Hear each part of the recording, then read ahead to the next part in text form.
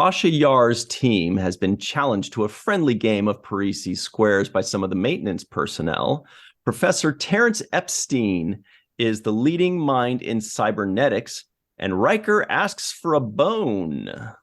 Hello, everybody, and welcome to The Seventh Rule with Cirroc Lofton and Denise Crosby. Howdy doody. What's up? My name is Ryan T. Husk, and I should have said Epstein. I made a note that it's Epstein, not Epstein. We are doing a review of the Next Generation first season episode 11001001, written by Maurice Hurley and Robert Lewin, directed by Paul Lynch. This was January 30th, 1988. Where were you? And special thanks to our sponsor of the entire first season, Mr. Grandpa One, a.k.a. Tim Baum. How you guys doing? Oh, so good. Beautiful day in Southern California. There's so much here, by the way, with these outfits. Just when I pulled this up, I didn't realize it when I was watching the episode. I didn't realize it when I downloaded this image behind me. Everybody just listening in, it's the Parisi Squares. They're all dressed up in blue. Somebody's holding this bag, and I just realized from the Star Trek cruise last year, look at this. That can't be a coincidence. Yeah. That's the bag. Oh, they lifted the Parisi Square. Yeah. gear. How cool is that? That's so cool. God, I didn't even put that together. Yeah, I didn't until right when I put this up in front of me. I was like, wait a second.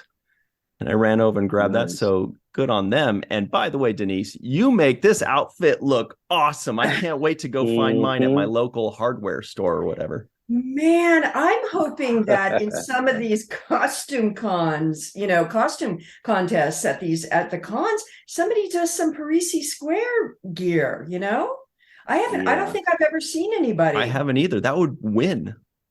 Oh, that's so cool. That's just a great costume. Mm-hmm. I think right off top, I think the Blue Man Group owes you a check. Because that's inspiration right there.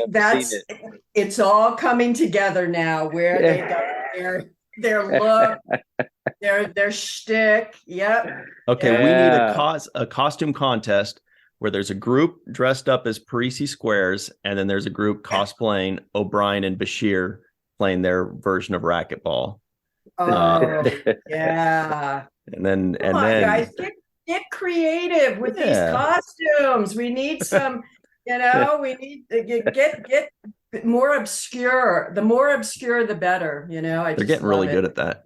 But Denise, before we hit record, you said that you do have a memory of these outfits, but you thought maybe you guys had played or there was a scene or something.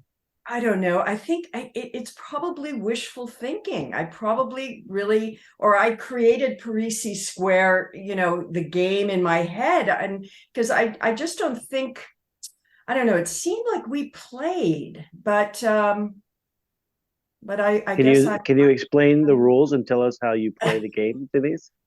Well, there's a bunch of squares.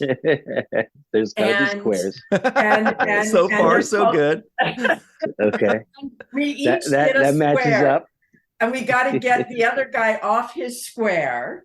Okay. And in those bags contains more squares. Well, really fun little square removers, little objects of removal. We each have one, as you see. So we each have our own kind of tools in our bags to get those opponents off their squares. This is another game you invented, which was American Gladiators. Yeah. And that's when they had the two people on the squares with the Q-tips, the giant-sized Q-tips, to try to knock the person off. Yeah. That's my version. One. That's what I envision when I think of Parisi Squares. Yeah. That's Yeah. cool. That's really cool. It's a warrior game for sure. I mean, it's possible that there was more to this in a future episode and I just don't remember it. It's possible that there is, and if that's the case, right now there are people yelling at their screen right now going, "Come on, Ryan, in home soil, obviously her and Worf have a heart-to-heart while they battle it out on Parisi Squares." I don't remember that, but It's possible. Right. Well, you how much I remember. 0. You remember these outfits though. I do. Yeah. I mean, but again, I'm confusing it because there's a great photo I have. Someone, took a still of Worf and I with Riker. And so this outfit is in my mind. It's like it's fresher than a lot of other things. Mm-hmm. But okay. It's been memorialized in one of the headshots. Yeah, it's like sitting on my table at Con. No, it actually isn't. I probably should though. Probably should try to get a screenshot of this. That would be great. Fun. It's pretty cool. Yeah, I like it. It's fun, and it reminds me exactly of what you were talking about, Ryan, when you said O'Brien and Bashir and that racquetball type game that they used to play. Yeah. Yeah, it looks like it was mentioned later on. I forgot the episode, but there was a kid. Was it like Riker's kid or something like that? There's a kid that plays Parisi Squares. He gets injured. I mean, he's just in like the outfit, but I don't think we actually see him playing. And then I think Lower Decks mentions it once. Oh, really? Or something. Oh, cool. They're fun with this stuff. Oh, here it is. It's right actually here. It was you should check it out. Got it? Yeah. This guy's right here, and he says, think about Parisi Squares. Okay. From Lower Decks. Okay. It's actually left French. It's Parisi Squares. Can I say something that makes me seem like a very French snob? Say it, because I know what you're going to make. Can I guess? Yeah, you know. You're going to go there, right? It was the French, in the French scene in this episode. Yeah, French is a hard language. It is. It's a difficult language. I only am okay at speaking it because I was raised speaking it as a first language. But I can understand that the pronunciation is difficult. The spelling is difficult. The accent, it's tough. It's not and asking these two obvious non-native speakers. And when I say obvious, I mean the poor lady. She did a wonderful job, and Captain Picard does an excellent job of being very French. However, I was looking at the subtitles at the bottom, and I still couldn't understand what she was saying. I had to listen to it 3 or 4 times. If I didn't have those subtitles, I would have had no clue what was being said as a native French speaker. But that's just me being snobby, but whatever. Yeah, that's a snobby thing, because I, as a non-native speaker, it sounded great to me. And also, when their Klingon accent isn't perfect, I get very upset. No, but I get what you're saying, because I knew you were going to say that. I was like, oh, what's Ryan going to say about this French? Because I know they're butchering these words. And it's funny because when I go to Ethiopia, my relatives tell me when I'm pronouncing words that I'm pronouncing it wrong. And I swear I'm saying it exactly like they're saying it, right? And they'll make me repeat the same word 15 times. And it gets a little frustrating because you feel like you're saying it the way they're asking you to say it. But there's just certain rolls of the tongue and certain sounds that they're looking for that you have to be there, and you have to just have a lot of practice. It's also a trained ear. You can't replicate something that you don't really distinguish the difference in. Right. Like they're saying something, you're like, that's what I'm saying. And they're like, no, you're saying it different. And you're like, no, I'm saying it just like you. I freaking know it. Yeah. And at some point it gets frustrating because you're like, this is what I'm hearing. I'm repeating what I'm hearing. And they're like, no, that's not. You got to, and they always break that certain sound. And it's like, all right. Yeah. but you know what I'm saying, right? Yeah, Yeah. they just like to go there, get one up Yeah, on you. right. Which I So never do to somebody when they're speaking English with an accent from a foreign country. I'll never make them feel like they're not pronouncing a word properly and say, no, it's auto, Mm-hmm. Yeah, automobile. I'm not that's going right. to, I'm going to do my that's best to true. kind of decipher what they're saying and say, oh, okay, no, Wilshire, it's that way. You got to go make that way, Right. make a left. The Right. only time I get frustrated with that is if I've been on hold for like 3 hours with AT&T and the person, I can't understand a word they're saying. I might then just go, I'm sorry, can you say that again? Can you say Yeah. that again? I just am but Or that's email not it. that is like my total Yeah. level of, I've hit the wall. Yeah. Right. Frustration. Yeah. Hmm. No, that's when you've been on hold and you hear that elevator music for just way Yeah. too long. Oh God. Oh God. Oh God. So speaking of But yeah, which, we've got this episode here. Um, yeah. I was a little, I don't know. This is the first time I think that I don't really have an opinion on an episode. I feel like it was, and I don't know. What do you guys think? I don't really know where I stand on this. There were some interesting parts. There were some parts that I almost drifted off a little bit. Apparently, this is a well-known episode. People like this episode very much, especially for the character Minuet. Mm-hmm. Now, she does come back later on in a future episode. So maybe that's why she's so memorable and beloved, is because she comes back in a future episode. I think it's Future Imperfect. So that's cool. That was interesting. I don't know. What do you guys think of this one? Um, Same thing. I know you guys are in the same boat right now. it You it go was ahead. hard to follow for me. Uh, I mean, it was easy to follow, but too easy to follow because it was like, what is the mystery here? And I guess at some point they revealed the mystery was that they were going to that homeworld, but it took too long for it to play out, in my opinion. At some point, I believe at 20 minutes into it, I paused, looked at the time, and said, "Okay, I'm 20 minutes in, and it's slow. I'm just like, come on, get to it already. What's the point?"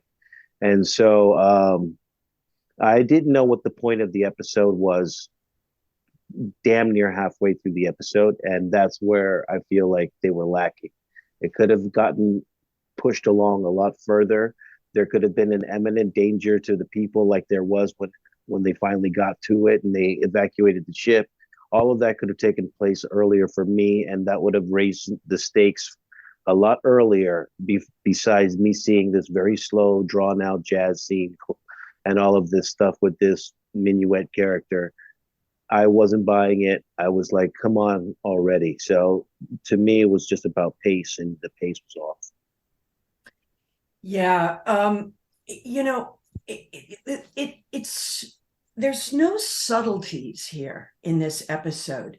It is so obvious from the get-go that these Bynars, with their side glances are Are up doing to no something. good. I mean, Yeah. it's like in the first shot we see them.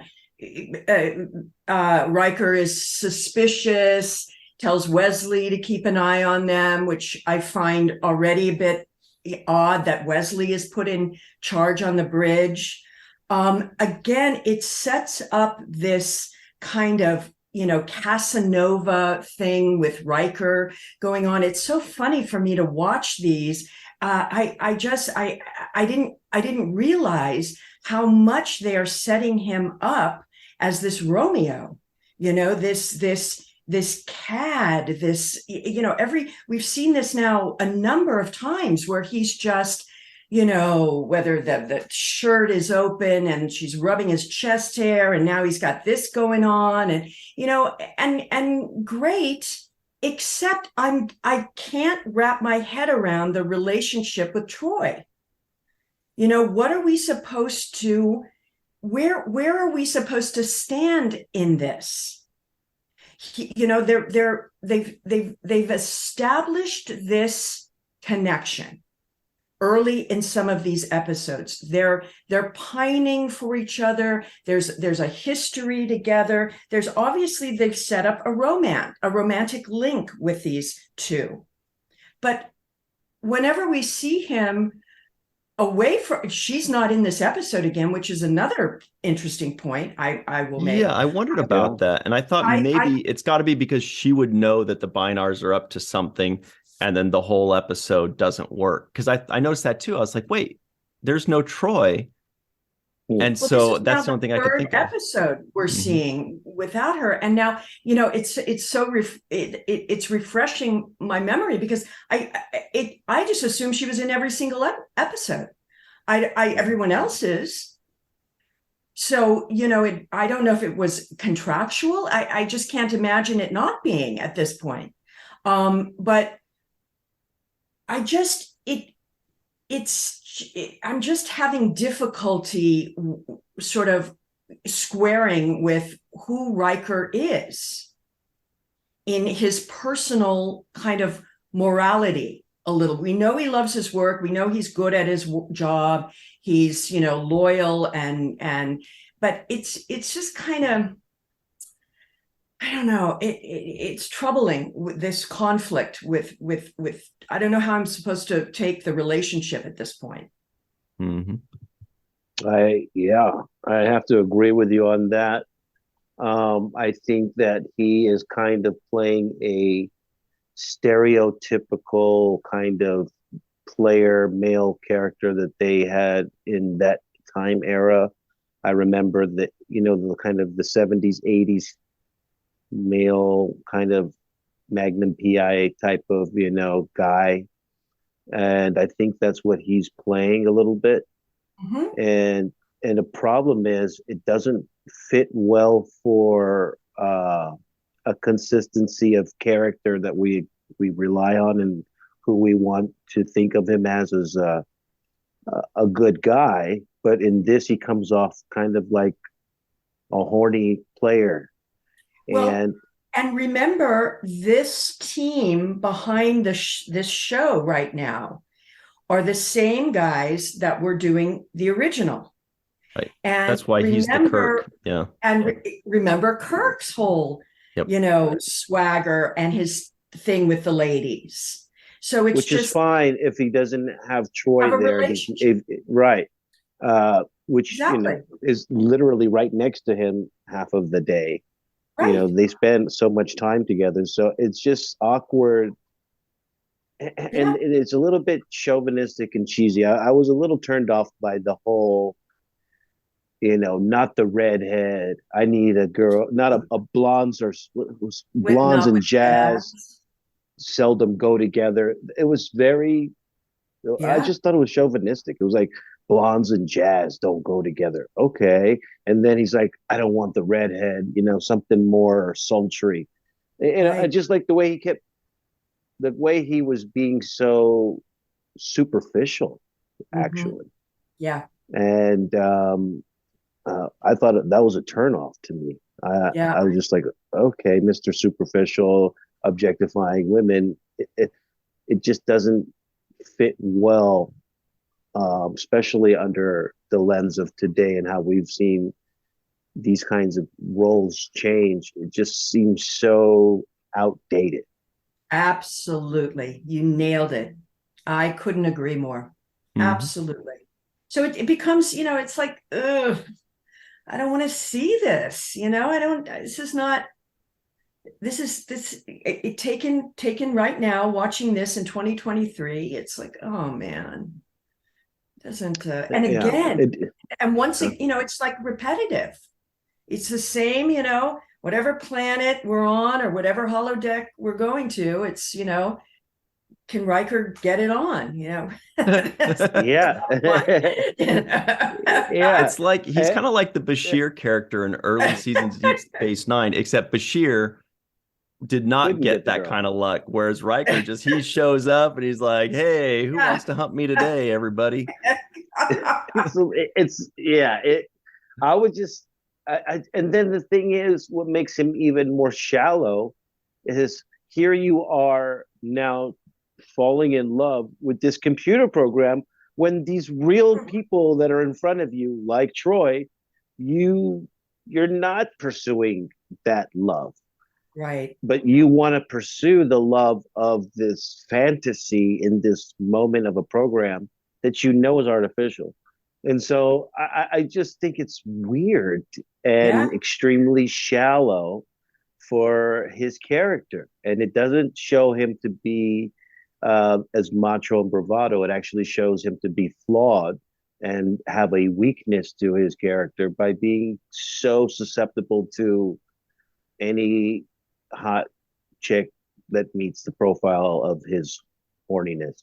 That's right. And then you contrast it with, again, the episode where Troi is going to have the arranged marriage and his reaction to all of that, which I liked. I liked that, but play that side of him more, where he's into her, that she's, explain that at least. At least explain and say, we can't be together because it didn't end well. So just go and do your thing or whatever. Something. I don't know. There's no explanation. It doesn't kind of fit in with then when he goes and he's with the one woman last week and now he's with this one on the holodeck and you're kind of going, well, wait a minute, where are you coming from?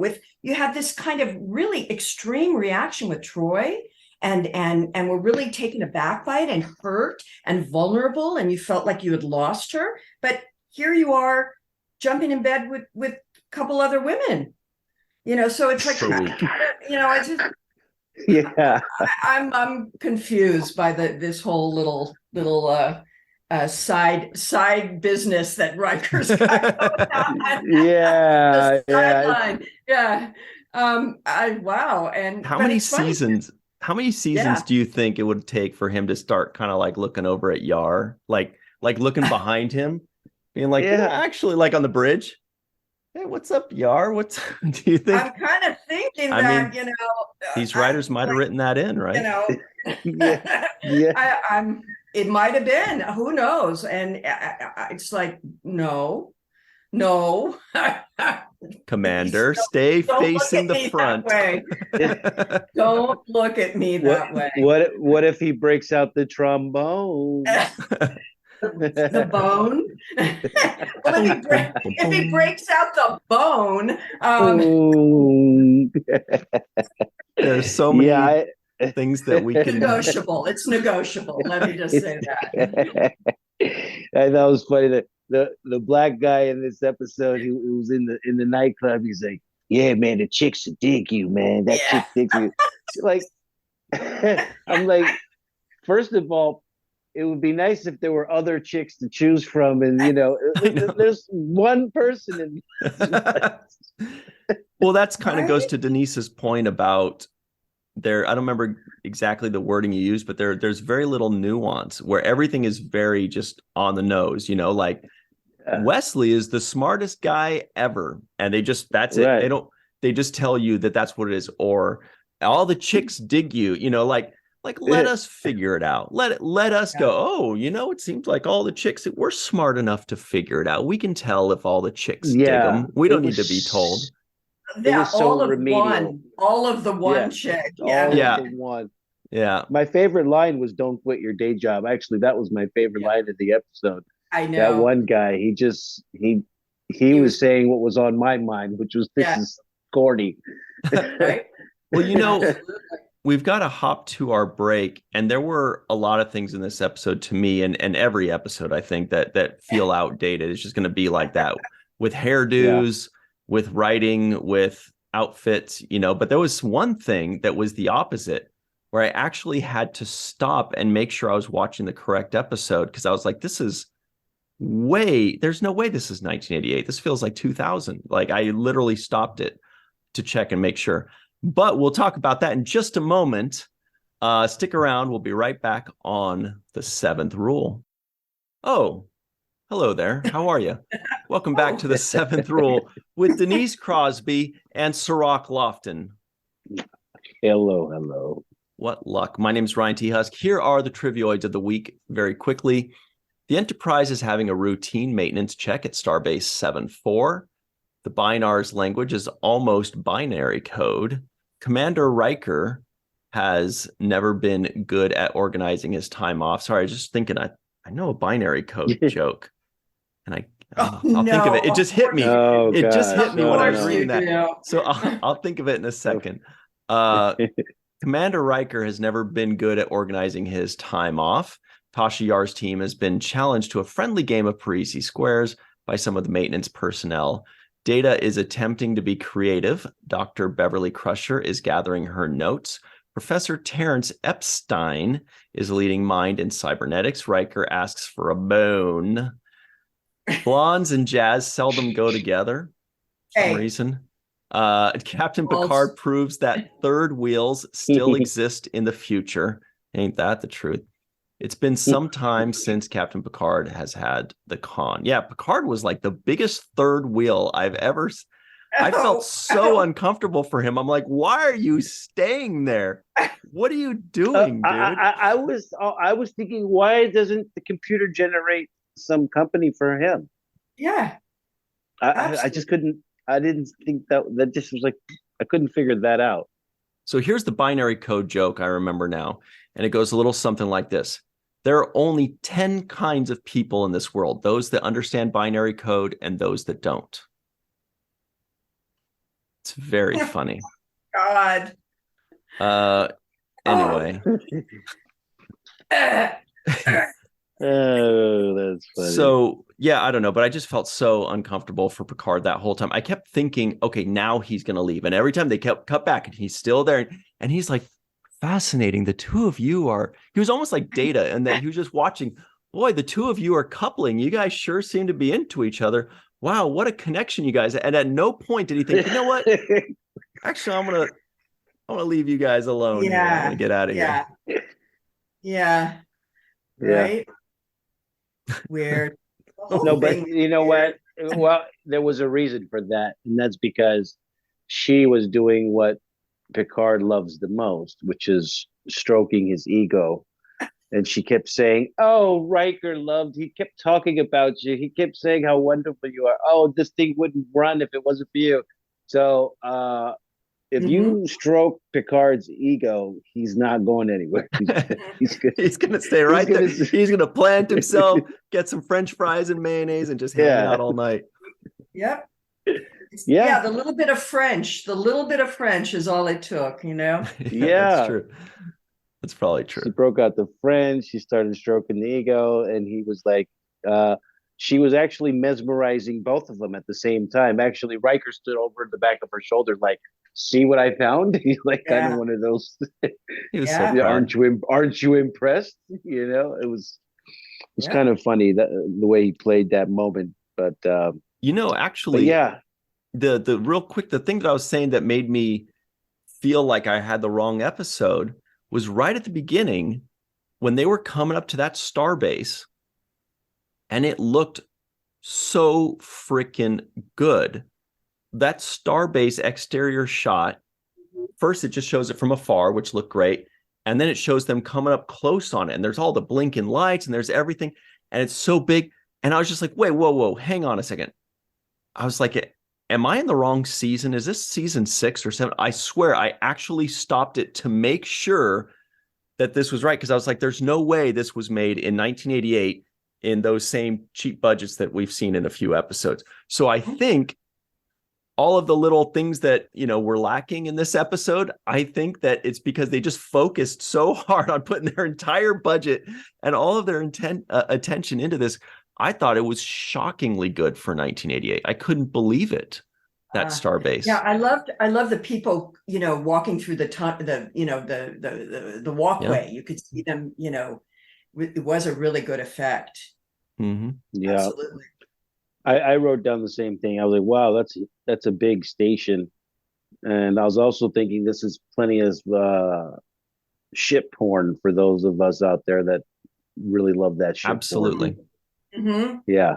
I can't imagine watching that, the guys that are really into starships and like the models and all that stuff, them seeing that in January of 1988, what they must have thought. They must have just, I was going to say they must have paused it, but they couldn't do that with live TV back in the day. They were just like, whoa. Right. Anyway, very impressive. Well, it did repeat like the following day. Like the way the next gen, the next gen would, come on and it would immediately have a second run, like a day later. Yeah. Okay. No, I was like, whoa, that's a big doc. Sirach. It's a big doc. it was a big docking day. Can we just talk really briefly? Please. First of all, I'm seeing a lot of Data and LaForge kind of building their bonds together. And I thought I got a little bit of that in this episode, and I really like to see the two of them working together. And we got more of it. I enjoyed that. But on that note, I don't know. Like I said, they're writing Riker's character, at least in this particular episode, in a very old school model of this macho kind of stereotype.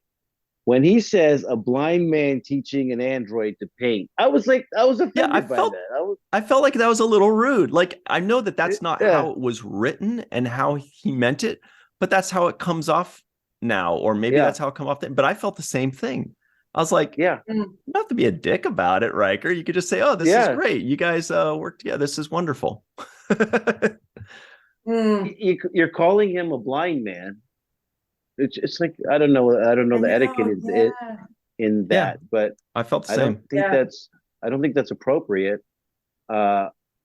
Also, he does have sight, so he's like, sight better than all of us. I mean, right. But it's really, you're right. It really minimizes. It's minimizing both of them. I wish that when he left, completely minimized. I wish that when he left and closed the door, they just went, dick. Just an android. An android getting creative. Like it's like, right. It was a dismissive thing to say to these guys who are part of your crew. And also, I did see LaForge. LeVar played that moment like it should have been, which is, I didn't think that joke was funny and it was offensive. So he actually played that moment that way when his reaction. And that's coming off the tail end of Riker commenting on Data's artwork. He said, LaForge goes, I told him to, paint eggs or some sort of egg or something. And Xylo eggs. Yeah. Yeah. Oh, that's what that is? Yeah, that's what he said. Yeah. There's a dismissive comment right there, hostile. Right. But that could have just been that he doesn't know what Xylo eggs are. Okay. I didn't. But I felt the same way as you did. Yeah, for sure. That just the whole, it was meant a little playful, I guess, but it just came off like, even if it was playful, it was insulting or diminishing or something. Like why not just say, oh, wow, this is amazing. Great job, guys. Because he's saying, take notes or keep a log, because somebody will want to read. I mean, this is a really amazing thing. Like, it could have been so positive. But he was playing it with sarcasm. Yeah, he was saying it was amazing, but he was being sarcastic instead of just actually being amazed by it, right? And saying, hey, this is a historic moment. Actually take notes. And I just thought it was dismissive, and it's basically reductive identity. It's like reducing your identity to your blindness and your identity to your androidness.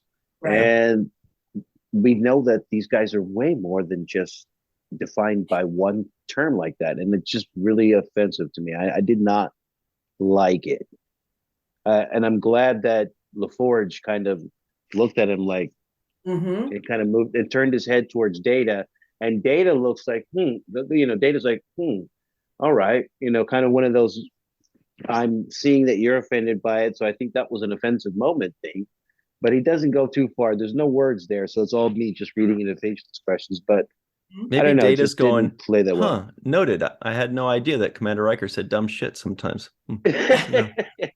That's, maybe, you never know what he's thinking. He might just be like, oh, fascinating. Riker can be an idiot sometimes. Huh. Yeah. Oh, wouldn't that be great? Yeah. Wouldn't that have been great? Yeah. Yeah. Although, speaking of identity, I did find it interesting that when the Bynars came in, that they mentioned, they are not men and they are not women. They are a joined pair. So that doesn't really explain what they are, what they identify as, but they certainly, I guess, identify as a pair, not men or women, and did kind of remind me of Enemy Mine, which came out around then, which I think is one of the best sci-fi movies ever, in my opinion.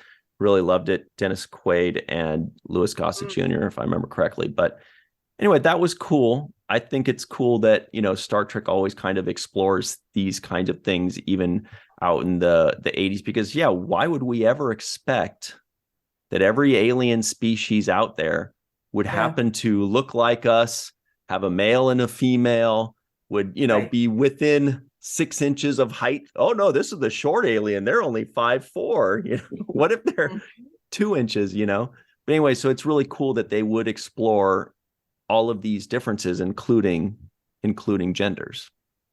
Yeah. Yep.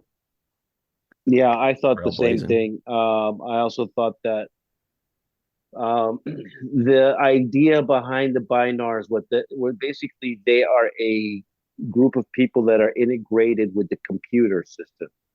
And I thought to myself that, well, that's essentially, and I thought that's very forward thinking for Next Generation at the time, because essentially that is where our technology is trying to go to. It's trying to find a way to preserve consciousness inside a robotic state, inside of a computer. Oh yeah, what's that called? Transhumanism, I think. It's a kind of a transhumanism effect. There's all kind of investments in transferring your mind into a digital realm, essentially. And once that's accomplished, then they believe that you can live forever through in a robotic sense. But that's not too far from this idea of these binaries, these Bynars, being so uploaded and integrated into computers. Right. I thought it was a pretty forward-thinking idea, to see the embodiment of that. Because we're already at that point where people are getting microchips installed inside of them, and they're literally integrating themselves into computers. They're putting RFIDs inside of them so that they can open, security doors or have access to different things. So people are trying to integrate themselves with computers all the time. We have medical devices that automatically read heart rates and all kinds of stuff inserted in your body.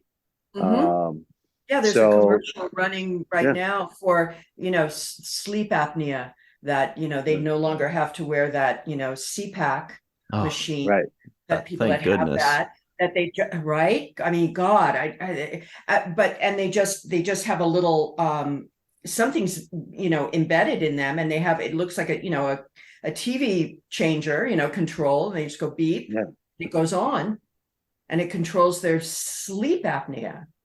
Wow, that's unbelievable. Yeah, I have a similar thing I've actually been able to do for a while. When I go to the grocery store, the doors just open for me. Open right away. Yeah. I'm like, I don't know if that makes me a superhero or a cybernetic being or something, but it's pretty like every time. Like every market? Every one of them, except in off hours for some reason. I guess I'm tired. Okay. Yeah. I'll cut that out. Yeah, but you're right. That is a really interesting progressive concept.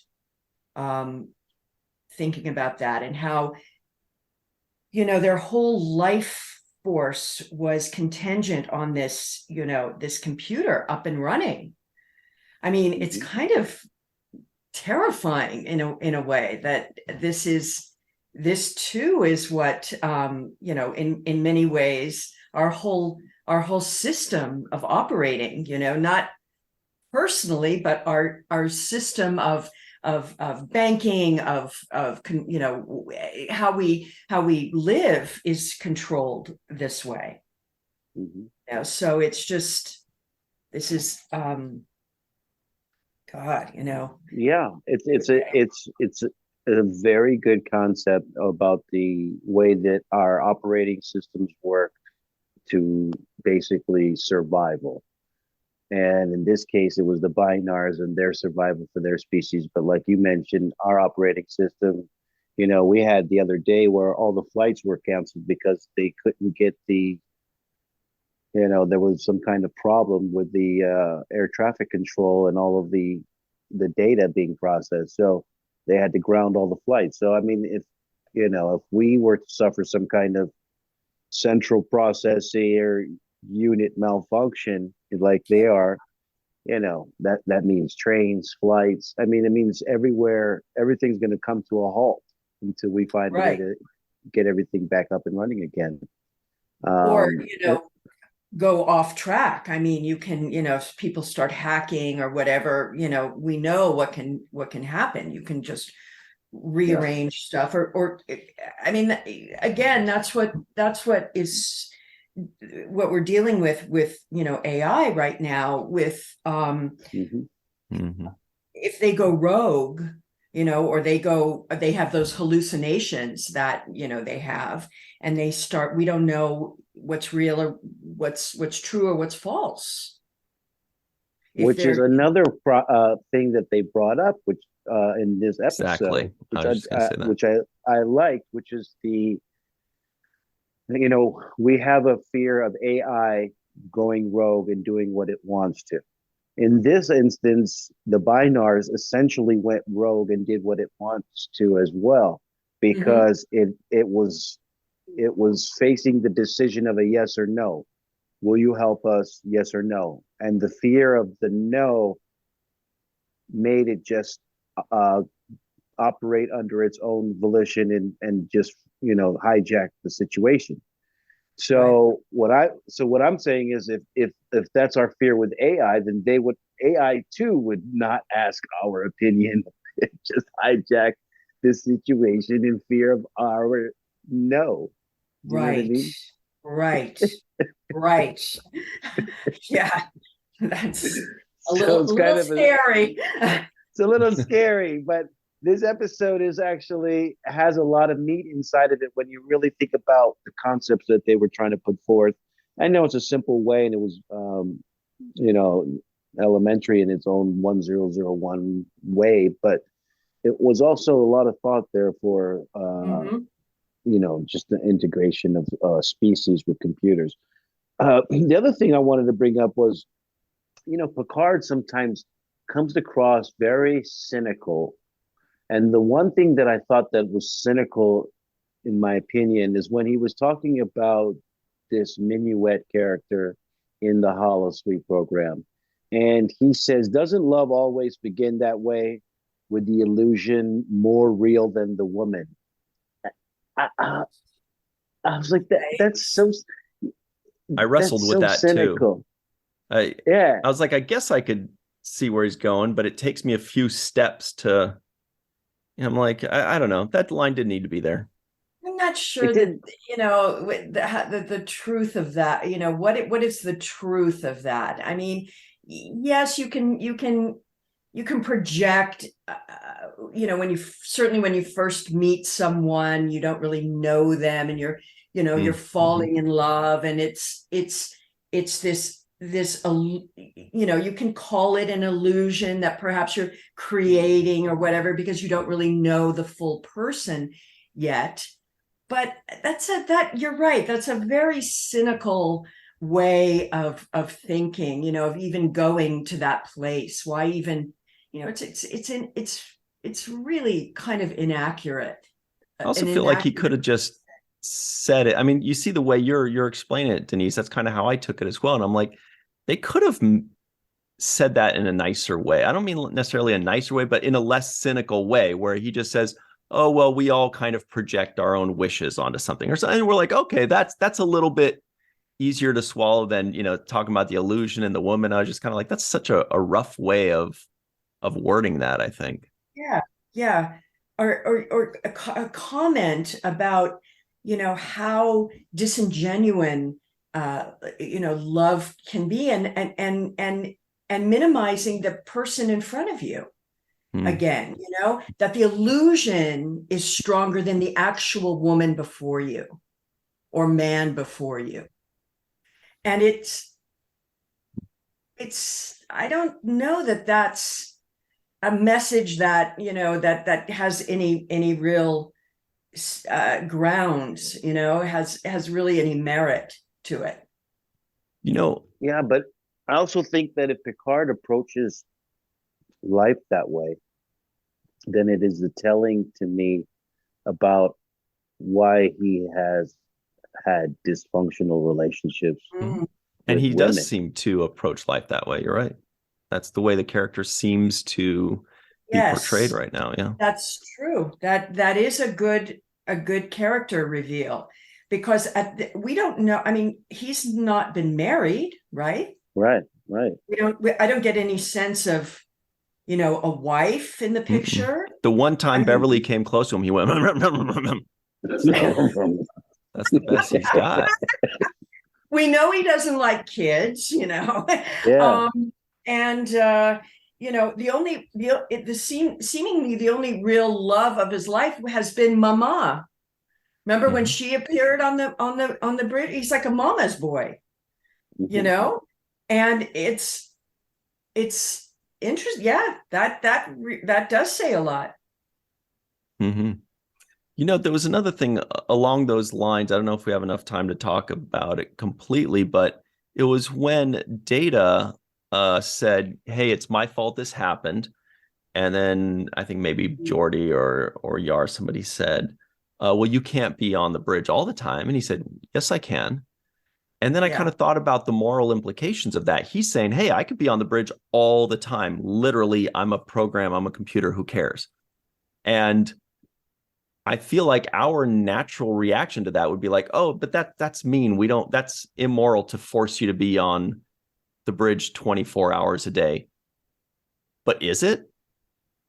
Like we would be projecting our morality on, a synthetic life form. It's like saying I need to turn off my computer 8 hours a day because that's not fair to have it on all the time. Right. Right. Like, well, is that the case? So I'm not really sure. That would be interesting if he was just like, I'll just sit on the bridge all day long. I don't care. He doesn't need to sleep. He says he doesn't need to sleep. Does he eat? He eats. Only I think he just fakes it or something. Yeah, he tastes. Remember, he was trying to taste something, or I think it was champagne, or one day he was trying to taste something to try to figure out why humans love this stuff and, celebrate with it and blah, blah, blah. But yeah, I mean, that's an interesting point. He could just be there. But see, we're projecting our human selves onto him all the time. But he really isn't a human. Yeah, which is interesting, because he didn't have to take a vacation like they were all taking a little break to do something that they were into. Yeah, he didn't necessarily have to take that kind of a break. But there are some potential benefits to it. Like, what if they say, look, we're going to force you to take 8 hours or 12 hours or whatever, no matter what, take a creative outlet, read a book, do something, which will make him, in a roundabout way, a better officer, because he will be having creative outlets. He will learn things. He will learn to think differently, so there's something to be said there, I suppose. However, it's time for their home run of the day, everybody. Thanks to Carrie Schwent for having this thing made, or for making it. That's pretty badass. What do you got for us, Denise? This is boy, there's a big list to choose from on this one, huh? Jeez Louise. Well, one thing I didn't get a chance to mention that I really liked was the musical score of this episode. I thought it was really big sounding and orchestral, and added a lot to it. But I think I'm gonna go with the Parisi Square uniforms. I'm just digging them, and I wish we could have played the game. I might have to come up with something that I can haul out at cons or something. Actually, develop a Parisi Square night. But I think they're really cool. Yeah. What about you, Cirroc Lofton? My home run is actually going to go to the actress that played Minuet. I liked her performance. She's just given whatever her job is, and I thought she did a very good job when she came in and just, left. There was one line where Picard says, "At this moment, it is you who is setting the tone," and I did agree with it, because she was setting the tone in those scenes at the bar. She was carrying the pace. She was doing her best in those moments. And I kind of like the little freeze up moment where it's like one of these, like a robot turned off. But I thought she did a great job. So I'm going to give it to Lady Minuet. Carolyn McCormick is the actress's name. Carolyn McCormick. Mm-hmm. Carolyn McCormick. That's hard, as we talked about. That's a hard role, to step into and be the seductress and the love interest, and walk into a established series, and it's not easy. And carry some scenes in a lot of ways. She's really carry scenes. Held her own with Speak French. Speak French like a champ. Yeah. Absolutely, you're right.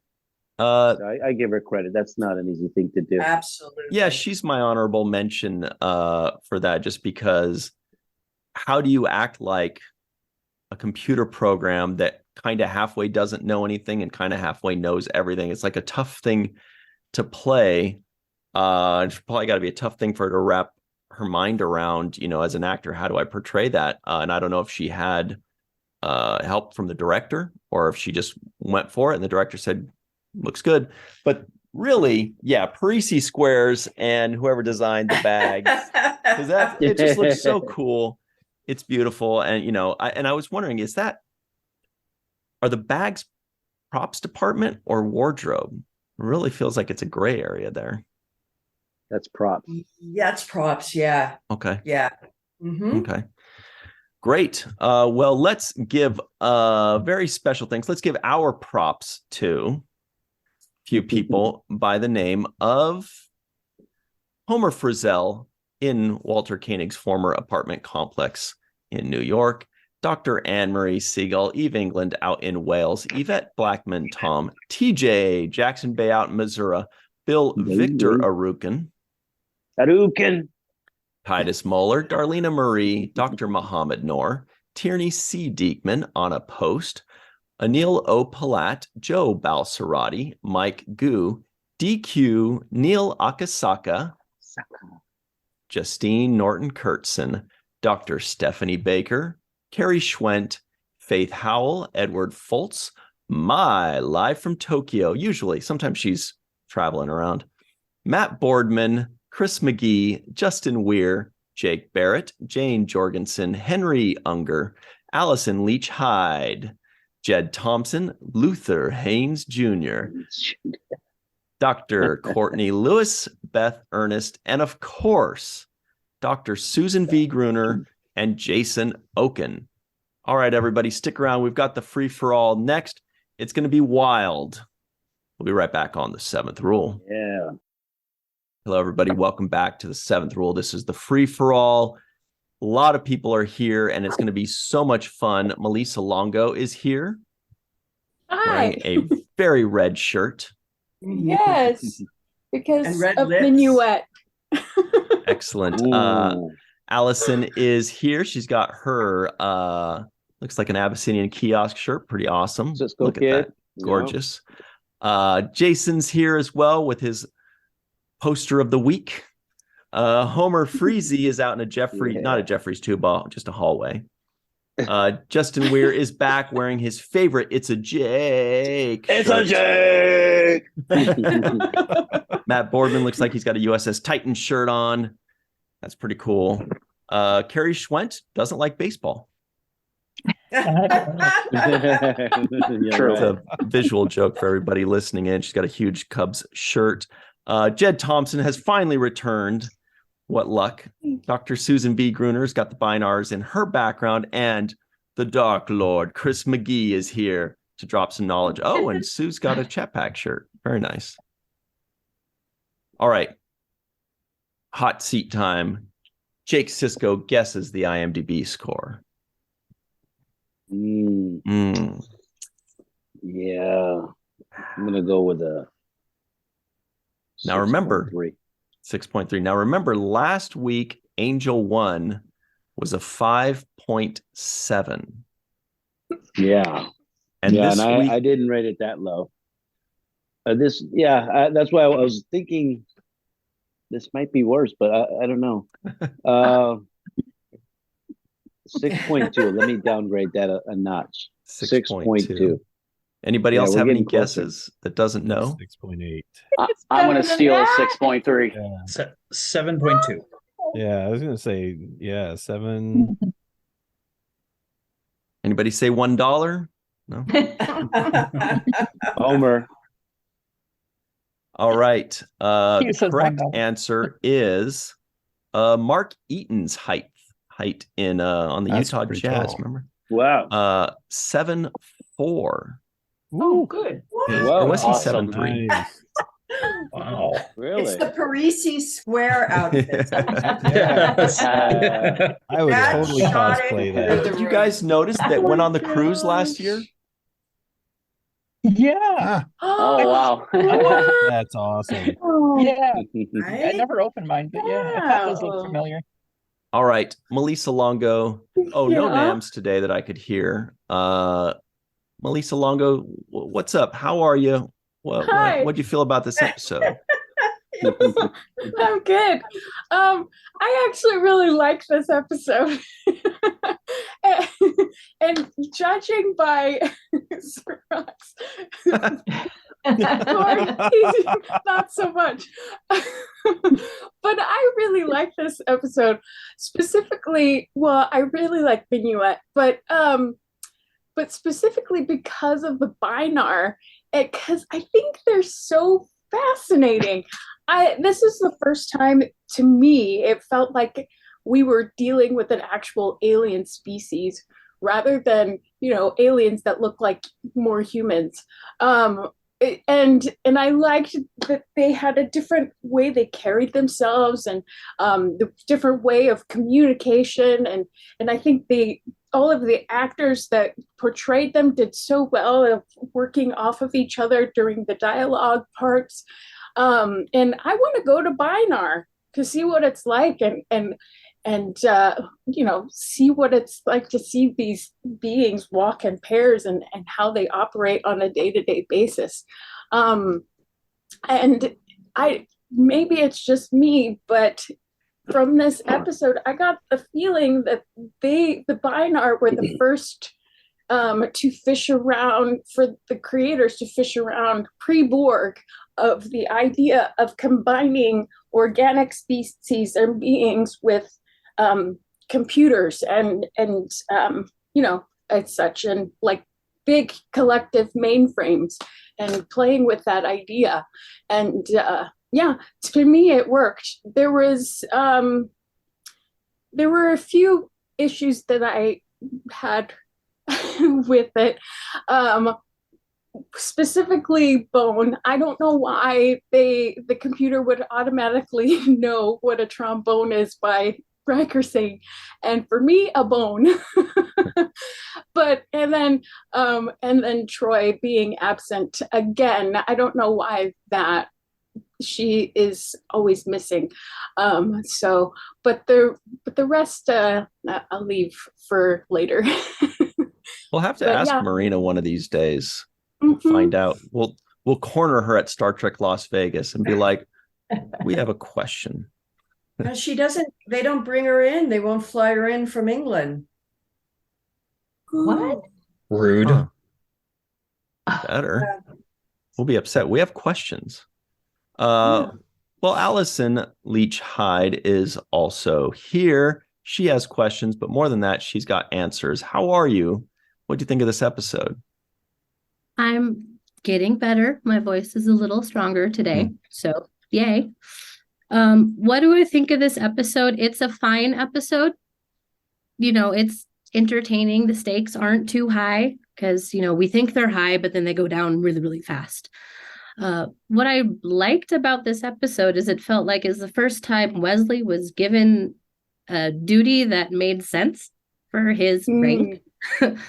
Here, non-ranked teenager, go watch the people on the bridge while there are other people there and we're in dock and nothing can happen. So that made sense to me. And he didn't get to save the day. He just got to be a kid. So that was great. Beverly's funny. Love her. Her little scene with Riker as Riker's strolling around the ship checking on everyone. That was a cute way of getting everyone into the episode and making it a Riker episode. Like, this is what the first officer does. He's checking on his crew. Everything's calm. Let's touch base with everyone. So I liked that. And I want to know what a personal relaxation light is that Picard was so excited to go read a book. Like, what? A little lamp next to a chair. So, and I do say Salt lamp. Yeah, there you go. Yeah. The Parisi Squares costumes behind Ryan are pretty amazing. Yeah, they are. And everyone had extra special Allison, hair this episode. There's There a it is. personal relaxation light. Great, What it love looks it. like. I want to see a purple light right over Picard's bald head. That would be fabulous. Good stuff. Thanks, Allison. Actually, the guy that invented these personal relaxation lamps, Jason Oken, is here. He had good money off that. How are you? And what do you think of this episode? Hello, everybody. Yes, I invent a lot of things, including the lights. Wait, actually, you've got there are 4 lights shirt that you're wearing too. That's exactly right. Nice. Yeah. Nice. Wow. Now you see it, now you don't. And I guess in some ways it represents what you think about this episode. I'm a little conflicted about it. I really want to like it. I think certainly the concept of the Binars is a great concept. They are truly one of the more sort of real kind of alien imaginative species. So that's really good. I really like the music. Again, I think it's a continuing theme for a lot of these early episodes. I think Ron Jones composed this one, or at least arranged some of it. I think the theme that they picked for the Binars, even though it's kind of synthesized, I guess it fits the characters quite a bit. So it works really, really well. I think, he also used a part of the motion picture theme when the Enterprise goes into the space dock. Not the sort of modified TNG theme version, but the actual music from the film, which works really, really well. But I think, the ideas are there, but to me, the execution was lacking. I think the story is a bit underbaked. I don't necessarily buy sort of this relationship that Riker has with Minuet. I think something is missing. They were trying to get there. It didn't kind of connect at all with me. Something was kind of missing. It was too fast and too deep for something like that. I think some of the way the episode was shot, I had issues with, and I mean, go into some of that later in the second segment. There were some disconnects, both again in the execution. It's even for that period of time, I think the pacing was kind of glacial. So there was a little bit off for that. I mean, I give it high marks for sort of aiming at something, but not necessarily very high marks for execution. That's probably Sirac, why you thought the score was a bit lower, and I'm with you there. on the score. I think it's, in my mind, it was just missing something. I do like the Parisi Squares uniforms. I know they put, Michael in that, and to see a Klingon in this kind of uniform was kind of interesting. And one thing about Michael, and Denise, maybe you can talk about it. I think his delivery of lines as Worf changed over the years. It was kind of stiff at the beginning, maybe a little bit, and it changed over the years. I don't know if you've noticed that, but there's quite a bit more. He seemed more relaxed as years went on. Yeah, this is a tricky period of time in finding who this character is. He didn't have a lot of help, with sort of kind of what this was. I mean, I give him so much credit for really putting on this elaborate makeup and trying to embody something like this, that nothing had ever, been done like this before. And he was on his own. There was no coaching. There was no, a lot of times actors, certainly now, and if you have certain stature, you can ask for. You have physical trainers. You have you're working with motion experts, or all kinds of there's all kinds of tools you can cull from, and sort of play with, and none of that. So he was completely on his own in the woods. And it evolves, it evolved for him. And I've not seen him in Picard, but I would imagine it's quite a different sort of, character at this point.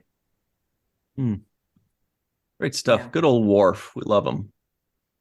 Not easy though. You know who else we love? The #1 Eagles fan, Homer Frizzell, in Walter Koenig's former apartment complex.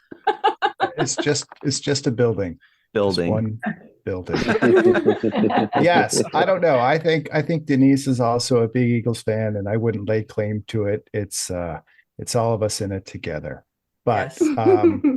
I have two things. One of them is like, did Riker all of a sudden shift into 1958 New Orleans speak? It's like talking about the girl and the language is like, whoa, dude. I guess maybe that's something more for later. My main thing now is like the Bynars. I'm hearing myself, and it's not good. But the Bynars, I'm like, who is in charge of the due diligence of the vendors, on Space Station 74? I think Quinteros also needs to be held accountable for this mishap. Seriously. Yeah. Okay. Good point. That's it. I'm done. Get him. I was kind of curious at some. I agree with that. Quinteros guy in on it too. Yeah, agreed. Right. Yeah, and then he comes to me. He's like, "No, sorry, I'm busy. I got to do this, whatever he's doing." Yeah.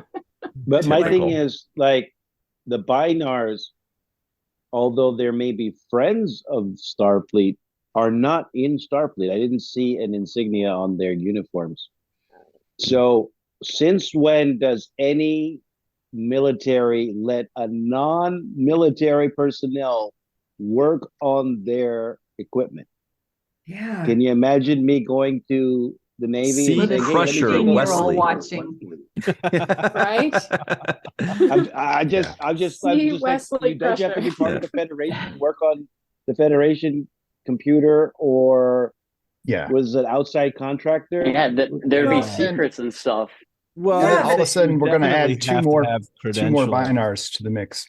Yeah, I mean, obviously, they like even Yar says, you've got 3 ships here. This is obviously a it's like a gas station, this, space station. I mean, they pull in and they get, revamped and modified and checked out. And so I guess these Bynars are approved, they're regulation mechanics, computer geniuses, basically. that get Subcontractors. Yeah. That's not good enough. Still Not don't good enough. trust him. Still don't trust him with the bridge. Well, clearly, and and rightfully so. So somebody we're also watching very suspiciously is Justin Weir, aka Shag 840. What's up, Justin? Welcome back. What do you think of this episode? Hey guys, I like this episode a lot. I think this is like, it's basic sci-fi. Like, it's a standalone fun episode. We get these aliens that aren't humans.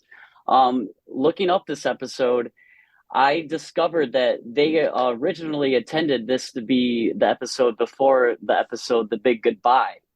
Like, the Bynars were supposed to cause the problems with the holodeck, and The Big Goodbye was the problems. But they switched it, and they mentioned in this episode that they had some problems with the holodeck before with The Big Goodbye. So that was cool. And the Starbase shot, that was reused from Star Trek 3, Search for Spock. Is that why? Cool. I was raving about that thing. So check it out. Stunning. Look at this. Yeah. How is this? Gorgeous. So it was even before 88, but it was movie quality. That's why it's so freaking amazing. Yeah, that's why it looks so good. Those space shots are beautiful. They look so good. Speaking of the Parisi Squares outfit, I'm going to go a little bit PG-13, but Worf looked a little well endowed in those outfits. Well, he is a Klingon. I think it's the point. Wait a minute. Actually, what's the point? As a Klingon, well, we won't get into that. But that's, no, I think we should. Redundant systems. Tell me more. That'll be redundant for things. Systems. Yeah, that'll Two be of for everything. Things left unsaid. Oh, wait a minute. I'm Time out, left Ryan. out of this conversation. Basically, Oh, it's Discovery not has true. told us that Klingons have 2 bathing Of suit everything. areas. Really?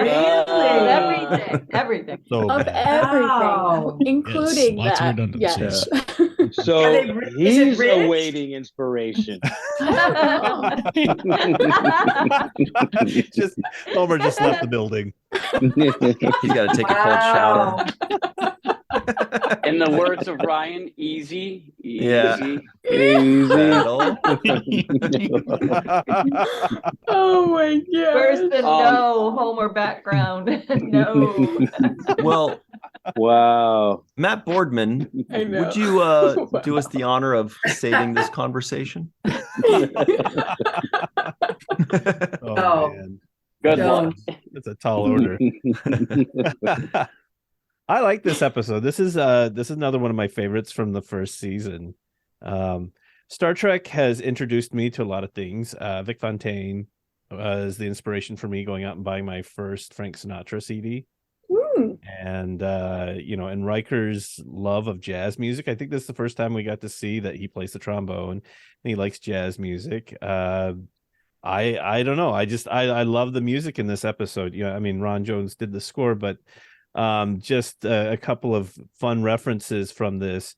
The song that Riker plays on the trombone is called "The Nearness of You" by Hoagie Carmichael and Ned Washington. And there are some other songs that we hear in the background, but 2 of them. One is "I Remember You" by Johnny Mercer. And that song is also heard playing in the background in the bar in Star Trek 3. Not to be confused with "I Remember You" by Skid Row. Everybody knows. Skid Row also has a very good "I Remember You." Yes. And then we also hear "Out of Nowhere" by Johnny Green, which we heard in The Big Goodbye. So I thought that was some fun stuff there. But the opening shot with the Enterprise going into space dock is fantastic. That makes my VFX loving heart very happy. And Crusher, I was like, as I was listening to her this time, I was like, oh my goodness, that is so me trying to describe what I do for a living to people, or like if I found a solution to a particular shot and I'm trying to explain, I put a keyframe here and I did this there, and people, I mean, you just see the eyes glaze over and they're like, oh, that's great. So, but I don't know. I just think it's an interesting episode. It kind of captures me in, and brings me in, and I think a lot of that is due to the music. But you know, the Bynars I think are interesting. I always get confused by the whole like, well, we thought you'd say no. Like, really, they wouldn't think to go through some official channels to, you know, when your whole plan is on the line. But I don't know. I still have fun with it, and you know, it's a good nostalgic thing to go back and rewatch this episode. Mm-hmm. Great stuff. Thank you. Good knowledge, by the way. Great knowledge. Excellent knowledge on that. Those music references. When someone asks me what I do for a living, I say I text. The Dark Lord, Chris. It's totally true though. Chris McGee is here. What do you think, Chris? Are they all wrong? Was this a 10 or what?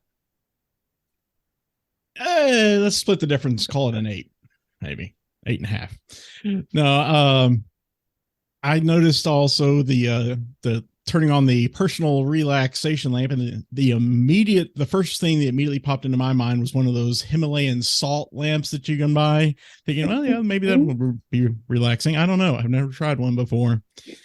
And that, like was previously mentioned, the reference to the deviation caused by the probe, that was in reference to The Big Goodbye, that the Harada's probe damaged the holodeck system. So I appreciated that.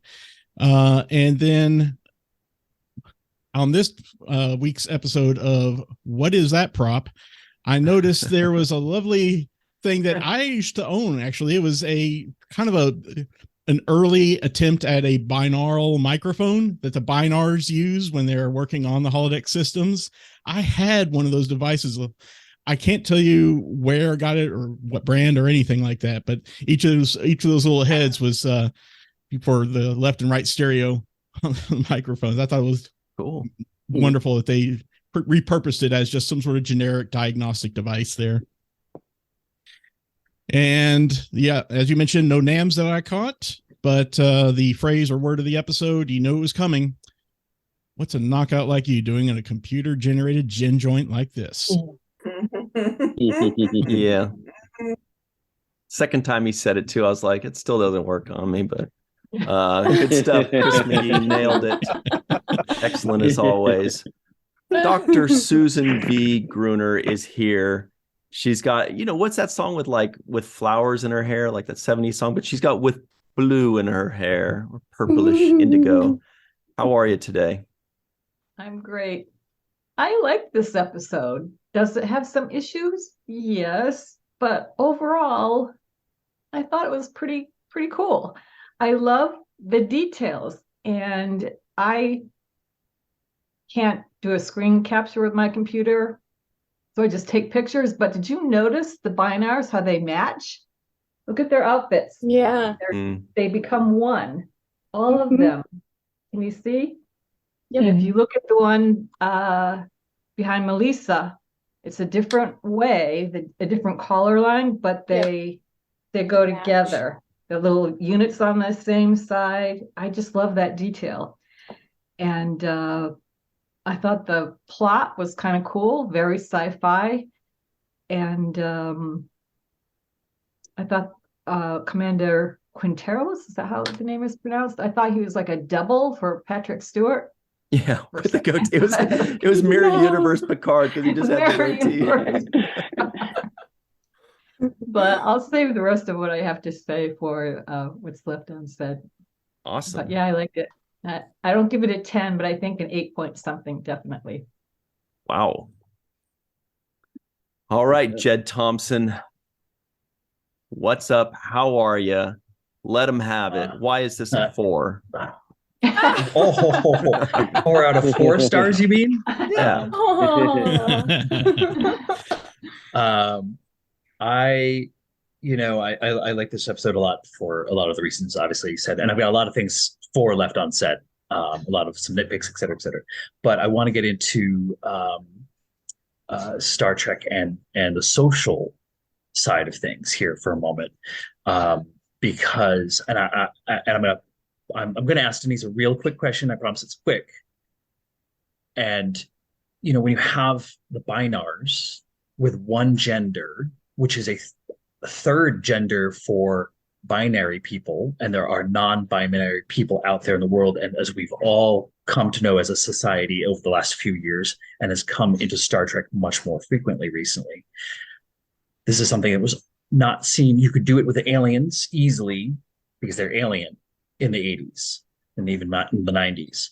And I'm just curious, and I don't expect you to actually remember if there was any conversation about this, Denise, but do you remember any sort of societal conversation about this, about them being non-binary?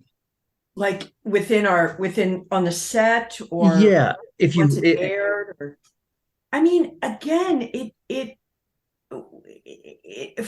for I think all of us, we always embraced those ideas, the concepts that were being put forth that would make all of us realign, think of something we hadn't considered, see everything from a new perspective. That's and again, that's what we were talking about with this. That to me is the takeaway from this episode. That the writers went into a place of of a conscious kind of exploration of gender and non-gender and all of this stuff that was, 1987, there was no conversation, right? So this was revelatory for all of us at the time. It was exciting. It was expansive. It was mind expanding. All of the takeaways that you get as an audience watching it. You were a young kid watching this. We as actors were having the same sensations, the same thoughts and provocation and cracking open. And I have to say, I identify as male. I'm not non-binary, but I have to imagine that someone who may be non-binary may see this and go, that's, I identify with that culture.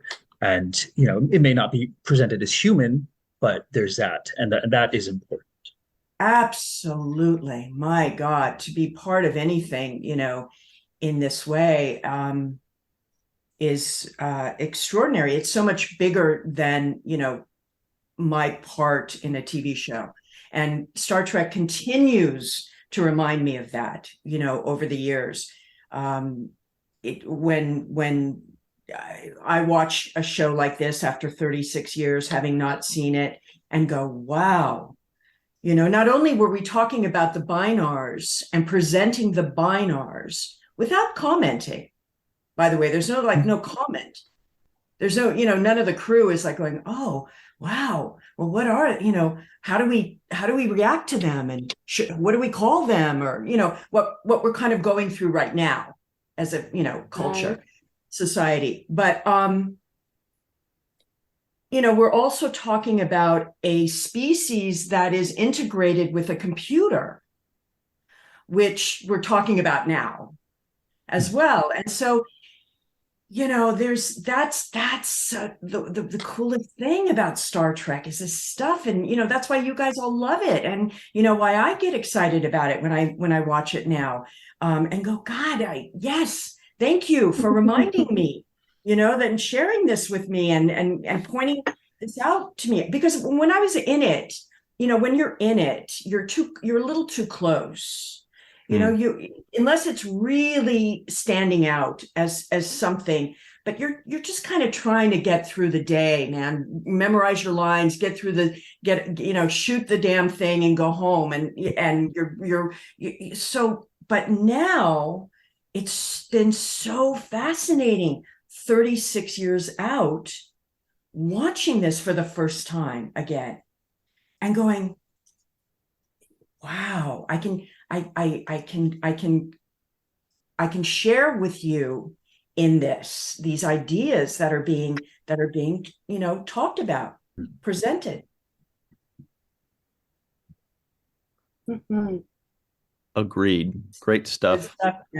Way ahead of their time, as always, which is really cool.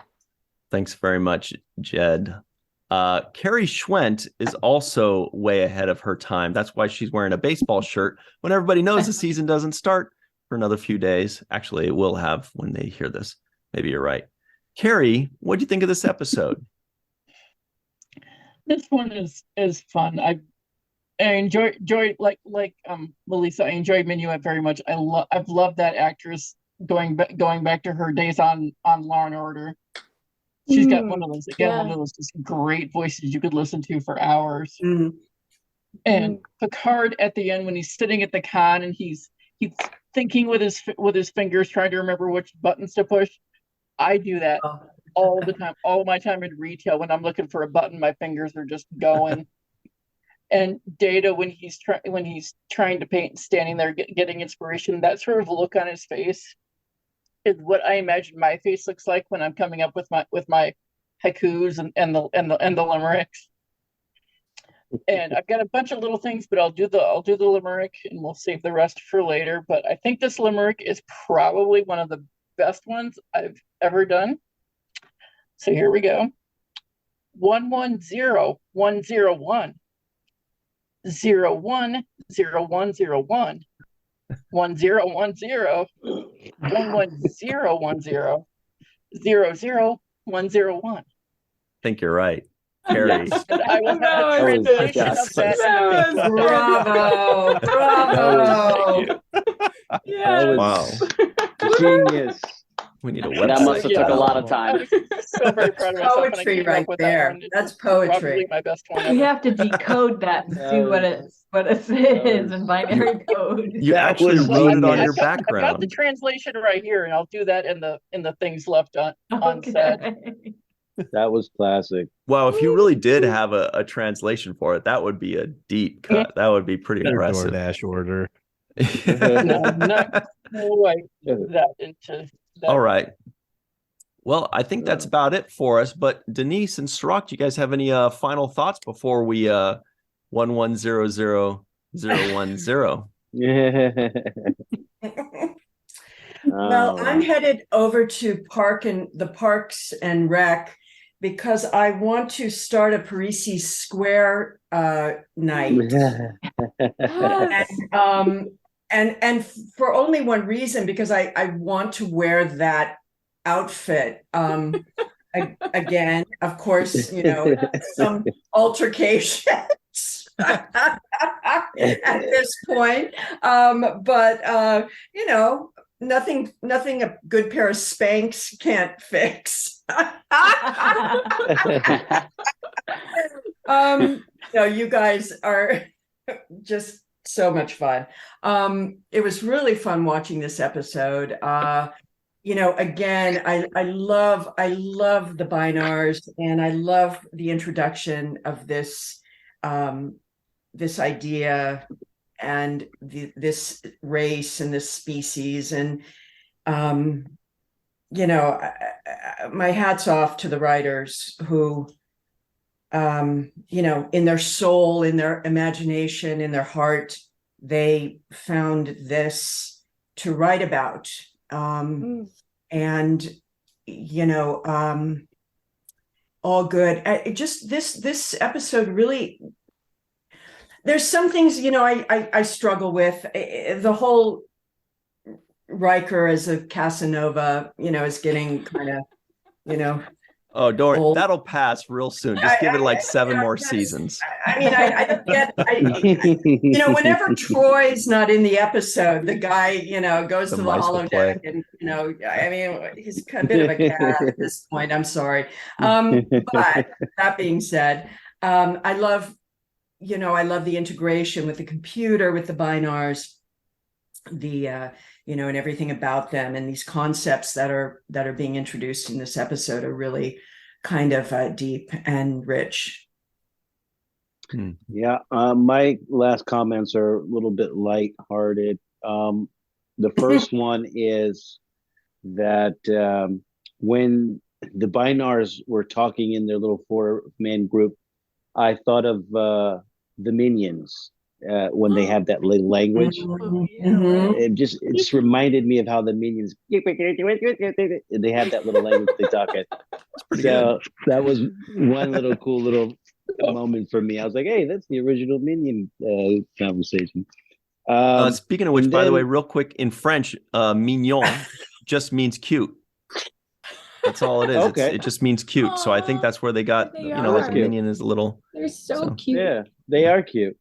Yeah. And then my last thing is, as soon as Riker saw Minuet, he wanted a rusty trombone. I don't know. I'll leave it at that. Wow. Well, it looks like I am going to have to edit this episode. I thought we were just going to smooth sail right through. Hey, it wasn't clean. It wasn't brand new. All right. I wish we had a trombone like sound effect. It's like womp womp womp or something. I wish Ryan, you would do the actual French for us. Yeah. The way I thought you were going to say, done. I wish Ryan, you would just shut the hell up. But you didn't. You said something much nicer. I think. If you gave me the words, I don't remember what they said. When they were saying enfant, that means, at the bottom of it. But I thought she was saying enfin, which means well. Well, that's enfant. There's enfant, and enfin. Wow. And Jed, I think the look on his face tells us everything. Yeah, we better get out of here. You lost me.